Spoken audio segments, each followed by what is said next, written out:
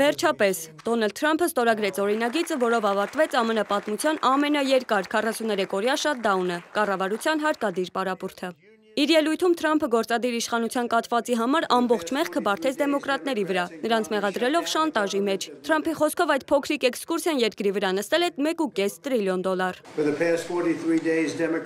Անցած 43 օրերի ընթացքում կոնգրեսի դեմոկրատները կաթվածահար արեցին Միացյալ Նահանգների կառավարության աշխատանքը, փորձելով շանտաժի միջոցով ամերիկացի հարկատուներից $100 միլիարդներ կորզել անօրինական ներգաղթյալների համար։ Նրանք մտադիր էին այդ մարդկանց վճարել $1.5 տրիլիոն, ինչն աննախադեպ հարված կհասցներ մեր առողջապահության ոլորտին եւ այդ ծառայություններից օգտվող քաղաքացիներին։ Այսօր մենք հստակ ուղերձ ենք հղում, որ երբեք չենք տրվելու շանտաժի, քանզի դա հենց շանտաժ էր։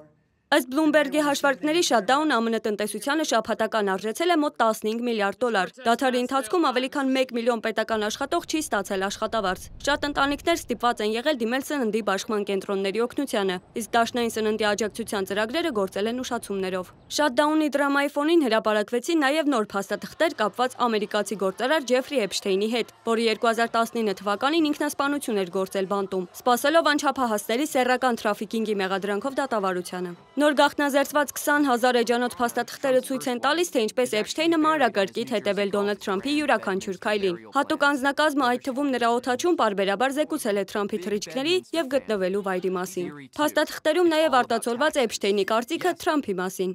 Ես հանդիպել եմ շատ վատ մարդկանց։ Ոչ ոք այդքան վատը չէ, որքան Թրամփը։ Նրա մարմնում ոչ մի նորմալ բջիջ չկա։ Նա գտնվում է խելագարության սահմանագծին։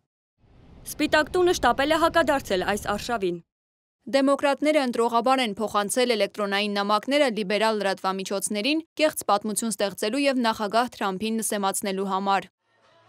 Էփշթեյնի սև PR-ի համար հարմար առիթներից մեկը անձնական կորուստը բիզնես պրիզմայի միջով նայելու Թրամփի հանդեպ մեղադրանքներն էր։ Նրա հանգուցյալ կինը Իվանա Թրամփը ուղարկավորված է Բեդմինստեր քաղաքի նախագահին պատկանող գոլֆի դաշտում։ Նյու Ջերսիի նահանգի օրենսդրությունը հարկային զգալի արտոնություններ է սահմանում գերեզմանոցի նպատակով օգտագործվող հողատարածքների համար։ Դրանք ազատվում են գույքահարկից, եկամտահարկից եւ վաճառքի հարկերից։ Հետևաբար, ըստ չարլեզուների, առաջին կնոջը գոլֆի դաշտում թաղելով Թրամփը հնարավոր է իրավունք է ստացել տարածքը վերավորակավորել որպես գերեզմանատուն եւ խուսափել հարկային պարտավորություններից։ Սակայն Թրամփի հասցեն շատ մեղադրանքներ ունեն քաղաքական ենթատեքստ կամ մեղադրողների անձի հանդեպ ուշադրություն սևեռելու շոուներ են։ Թրամփին շատերն անվանում են նաեւ էքսցենտրիկ։ Այս կարծիքի համար Միացյալ Նահանգների 47-րդ նախագահը բազմաթիվ առիթներ է տվել։ Վերջին դեպքը Սպիտակ տանը կայացած հանդիպումն էր։ Թրամփը Սիրիայի ժամանակավոր նախագահ Ահմեդ Ալ-Շարայիին նվիրել էր իր ապրանքանիշի օծանելիք, այն իր ձեռքով փչելով նրա ու նախագահի ուղեկցի վրա, անգամ իր անունն էր վրան գրված։ Թրամփին հետաքրքրել է սիրիացի գործընկերոջ անձնական կյանքը, հարցրել է՝ դուք մեկ կին ունեք։